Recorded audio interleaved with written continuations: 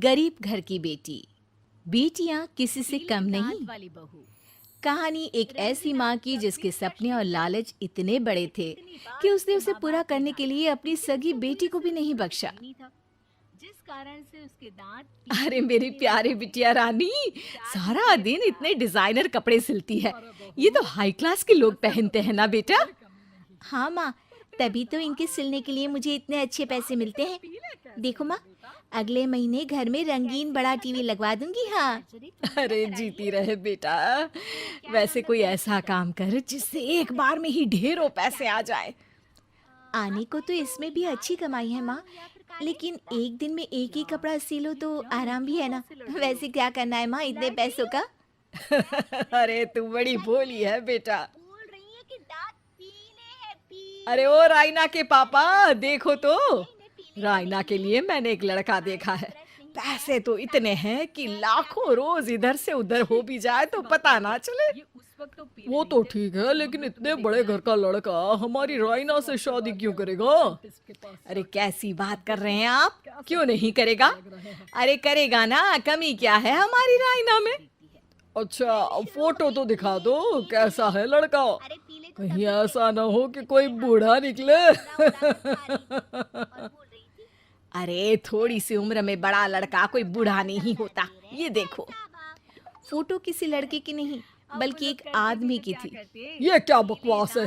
कौन है ये? इसके बेटे की फोटो दिखाओ।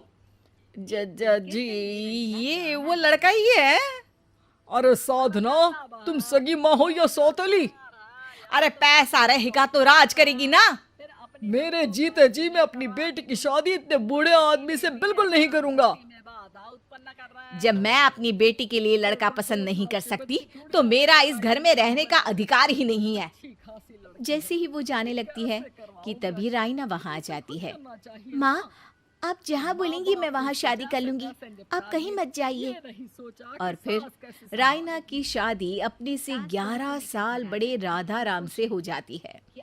शादी के बाद एक दिन, अरे माँ, कैसे आना हुआ आपका? अरे बेटी, घर में आने के लिए कुछ सोचना होता है क्या? ये लो, पूरे 2 दर्जन केले हैं बेटा।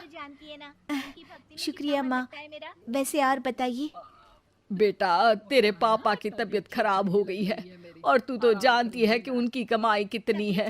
अगर तुझसे कुछ पैसों का इंतजाम हो जाए तो। माँ, मेरे पास पैसे कहाँ से आएंगे? अरे वाह बेटी, तू तो गिरगिट की तरह रंग बदल रही है। अरे तुझे पढ़ाया लिखाया, तेरी शादी में पैसा लगाया, अब तेरे मायके वालों को जरूरत है तो तू ऐसे जवाब देगी? अरे अरे माँ, ऐसे मत बोल। मेरी मुंह दिखाए में जो पैसे मिले थे ना, वो मैं तुझे दे देती हूँ। लेकिन अगली बार से आपको जब पैसों की जरूरत हो तो आप कुछ दिनों पहले ही बता देना। अरे ठीक है ठीक है, तो अभी से सुन ले, अगले महीने भी पैसों का इंतजाम करके रखना, मैं आकर ले जाऊंगी। तभी वहाँ रायना की सास आ जाती है। अरे अरे समधन जी, कैसे आना हुआ? अरे कुछ खाया पिया आपने? अब जी वो केले लाई हूँ पूरे 2 दर्जन। अब बेटी के ससुराल आना था तो खाली हाथ थोड़ी ना आती मैं। कोई बात नहीं बहन जी, आराम से बेटी से बात करिए, मैं और भी कुछ खाने को भिजवाती हूँ। सास के जाने के बाद साधना भी पैसे लेकर घर आ जाती है। अब दिन बीतते हैं। साधना हर महीने रायना के घर आती और पैसे लेकर चली जाती। लेकिन एक दिन अचानक रायना की सास का फोन साधना पर आता है। बहन जी, जैसे भी हो आप जल्दी से हमारे घर आ जाइए ना। हमारी बहू रायना को क्या हो गया है, न बोल रही है न हिल रही है। हैं?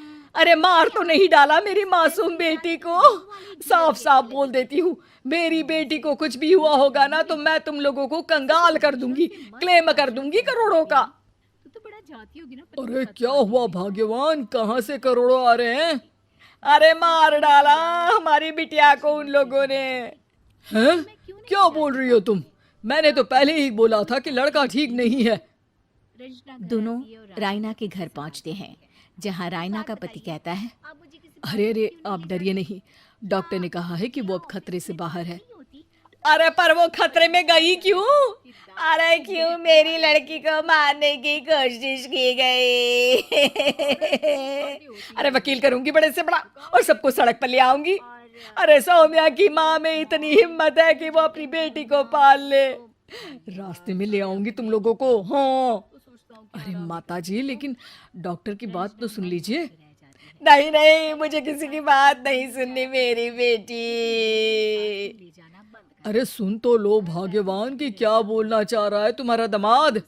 जी दामाद जी बताइए क्या हुआ है हमारी बेटी को? अरे पता नहीं, सारी सारी रात किसके लिए कपड़े सिलती रहती है और वो कपड़े जाते कहाँ हैं। अरे हम तो इतने पैसे वाले हैं, हमें तो कोई ज़रूरत नहीं है इसके सिलाई के पैसों की।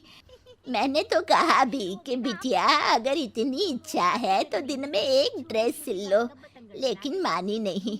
आप ही की बेटी है, पूछिए आप, पूरे होश में है अब। हाँ ये कहकर सास वहाँ से चली जाती है। अब कमरे में सिर्फ बेटी, माँ और पिता थे। बेटा मैं तो जीते जी मर जाता अगर तुझे कुछ हो जाता तो। क्या बात है बेटा, ये लोग अच्छे नहीं, तेरा पति ठीक नहीं है बेटा। अरे नहीं नहीं पापा, ये तो साक्षात भगवान का रूप है। मेरी सास तो मेरा पूरा ख्याल रखती है। ये लोग बहुत अच्छे हैं पापा। अरे तो फिर क्या जरूरत पड़ गई मरने की? माँ पता ही नहीं चला, सारी सारी रात काम करती रहती। आपको पैसे भी तो देने थे, लेकिन ये नहीं पता था कि सेहत खराब हो जाएगी।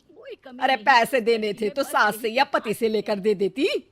नहीं नहीं माँ, ये मेरे सम्मान के खिलाफ था। आप लोगों ने मुझे इस लायक बनाया है कि मैं आप लोगों की मदद अपने पैसों से करूं। पिता को साधना पर बहुत गुस्सा आता है, लेकिन साधना की आंखों में आंसू होते हैं। मुझे माफ कर दे बेटा, मैंने कभी नहीं सोचा था कि तू इतनी स्वाभिमानी निकलेगी। बेटा मैंने अपने लालच में तेरा जीवन बर्बाद कर दिया, मुझे माफ कर दे बेटा।